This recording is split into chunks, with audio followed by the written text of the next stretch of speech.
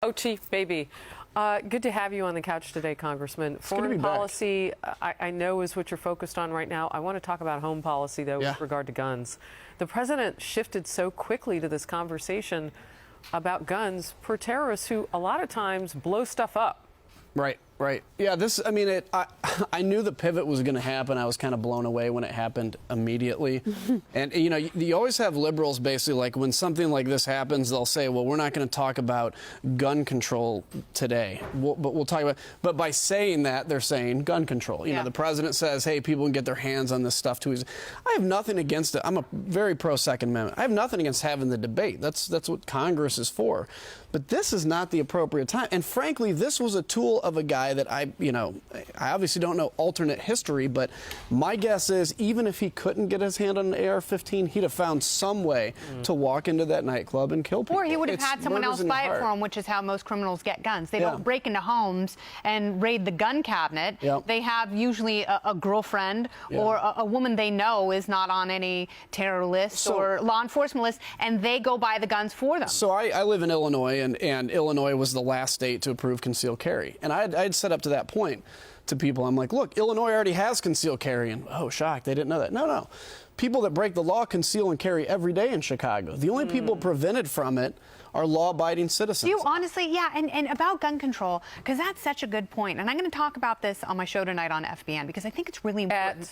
At 8 p.m. Eastern, 5 in the West. Do you really honestly think someone who's capable of going into a crowded nightclub, a gun-free zone, at 2 in the morning when the place is just about to shut down, do you honestly think that that person would have been affected in any way by some moral imposition of do-gooder gun control laws? Of course not. And like you pointed out, he could have gotten a pressure cooker. Remember the guy who dressed up as Santa Claus and killed his wife's family just outside Los Angeles about 8 years ago? That guy had a flamethrower. It's like, if people are murderous, if people are mentally ill, and if you couple that with a radical ideology like radical Islam, that is a recipe for disaster that our naive gun control laws will never touch. Yeah, that's right. And it's a battle just because people, they want to, and I don't want to put just bad motives on people, but they want to make this into a gun control debate. And this is a terrorist debate. But is it a reasonable question for people to ask? How did a man who was investigated by the FBI 2 times in very recent years able to walk in and buy these 2 guns within days of carrying out an attack in which he killed 49 innocent people? Yeah, I personally think it's an absolutely reasonable discussion to have. Now, he was a security guard. He was an armed security guard. What about the security company? Why didn't the FBI reach out to them and say, hey, this guy's a whack job? One of his coworkers, who is a cop, looked at this guy's behavior and said, here is someone who was obviously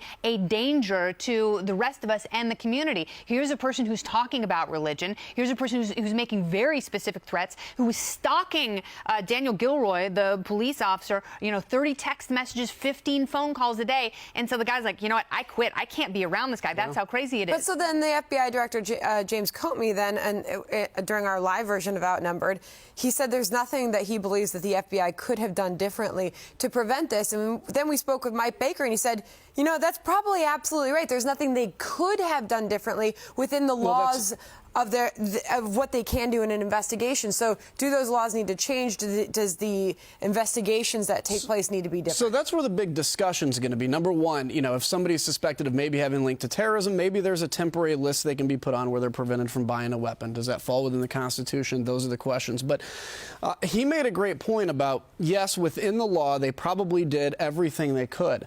But I remember just a year or 2 ago fighting battles on the floor of the House of Representatives about the Patriot Act. Even my own party, Republicans who are seen as, fairly hawkish, many in my party were saying it's time to get rid of the Patriot Act. It's time to get rid of, the bulk data collection, which is basically just your phone records that you get when you pay your Verizon bill. It's the same information. So we may have a turn back to saying let's do stuff like that again, but it'll only be a year or 2 until people say, well, we're overstepping. We end up in this seesaw. Congressman, let me ask you, this brings to me national security front and center. A lot of times people talk about election season, economy is number 1. If national security becomes the number 1 issue based on what's happening right now, who does that help? Does that help Hillary Clinton? Does that help Donald Trump? Where do the pieces fall there for you? It's hard for me to tell. Donald Trump talks very tough, and you know, people who are desperate for a tough leader after 8 years of President Obama, like I'm desperate for, his tone is attractive. The problem is some of the things he says, and now Twitter's going to explode, but some of the things he says, you know, you can't ban all Muslims. You just can't do it. Like you can't ban all guns. Right, yeah. It's coming from the same place. You can't, you know, and it's great election year coverage or whatever, but again, as I mentioned earlier, Saudi Arabia, United Arab Emirates dealt the hugest blow to al-Qaeda on Yemen. That in Yemen, that is now work that Americans don't have to do. So just making broad statements actually hurts our foreign policy. Vladimir Putin is not a good guy. David Cameron is. So I think ultimately, you know, to your point, I think it helps Donald Trump fighting ISIS. Yeah. You know, she, according to polls, has a leg up on foreign policy, and she's trying to have a little bit more of an aggressive stance on this. Something just changed. Excuse me, Kennedy. I want to get this in. So Hillary Clinton today was speaking a short time ago, and she used the term radical Islamism. Yeah. Wow. Yeah. That was earlier. Yeah. Look, I was in the Middle East, and we asked the leaders of the Middle East, all that I met with, does the term Islamic radicalism bother you? And they all kind of smiled and said, it only bothers you guys. Okay, now, and very quickly, I want to bring this up because we didn't have a chance to talk about this today. You have one mosque in Florida. You have two murderers that emerged from the same mosque. And they need to have a conversation, an examination. What the hell are we doing wrong here? What is going on in this mosque that happened? And, you know, to make sure it's not a trifecta, to make sure you don't have other people there. And is it just that mosque? I want to just finish this because we didn't get to this during the show. Hillary Clinton cautions against condemning all of Islam, but she uses the term radical Islamism. She's breaking from Obama's doctrine right now, if you will. So I shared with you guys during one of the commercial breaks, and I'm not going to name names here or the context, but someone I see on a regular occasion who's Muslim was saying that he and his wife were told at the mosque yesterday in the aftermath of what happened to Orlando not to feel guilty about what's happening, to separate yourselves out from what some are doing, and that you know, you don't really need to discuss this among yourselves. I'm curious to know what our relationships are like with these mosque leaders, because I think that's one of the places we can start. I mean, are they coming to Capitol Hill to meet with you guys? No, I mean, no. And you're right. That is absolutely what we have to pay attention to.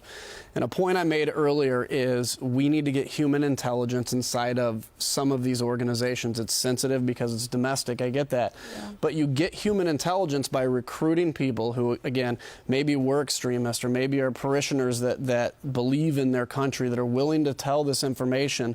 You know, obviously, we're not going to have the FBI sitting outside of every mosque monitoring and scanning people as they go in and out. Well, and that's also illegal. Well, yeah. But the other thing is, though, look, you can't yell fire in a crowded theater.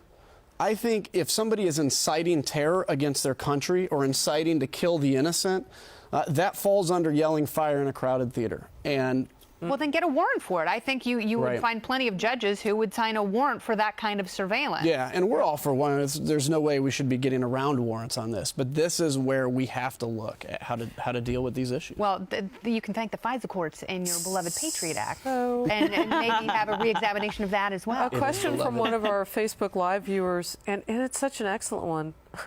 Why didn't they revoke his citizenship after he went and they knew that he was in Saudi Arabia? He came back and then they thought he'd met with this guy with al-Nusra, and then they figured out he had, and that guy was the first American suicide bomber. I mean, when can we have firm discussions about when that happens? Yeah, I mean, it's a good question. I don't know if going to Saudi Arabia and having a conversation who we met with reaches. I mean, I was just in Saudi Arabia. He was on my born trip. here. He's right. as much an American citizen as anyone on this couch. Yeah. But I think, look, if somebody goes overseas and joins ISIS or joins a terrorist organization, they automatically revoke it. Well, like you've committed treason. Yeah. Right. Yep. Absolutely. Do you think we'll get to the point where we'll see that happen, or no? I don't know. I hope so. I mean, I hope we get to the point where we look at somebody that is swearing allegiance against this country and revoking their citizenship and being able to see this. But look, all this talk, there's all this idea that somehow there's a magic formula that we just haven't stumbled upon yet that we can stop all this from happening. Anybody can have any intention in their heart, and until they take that first step to reveal it, a Facebook post or, buying a gun, whatever that is, We don't know. You can't screen people's intentions. And that's the problem. We're dealing with humanity, and we're dealing with humanity within a blessed Constitution, which is fantastic. We need it, obviously. And it becomes a very difficult situation. All right. Very good. Thanks for being here. Thank you. And we'll see Enjoyed you it. back for Outnumbered at noon Eastern on TV tomorrow.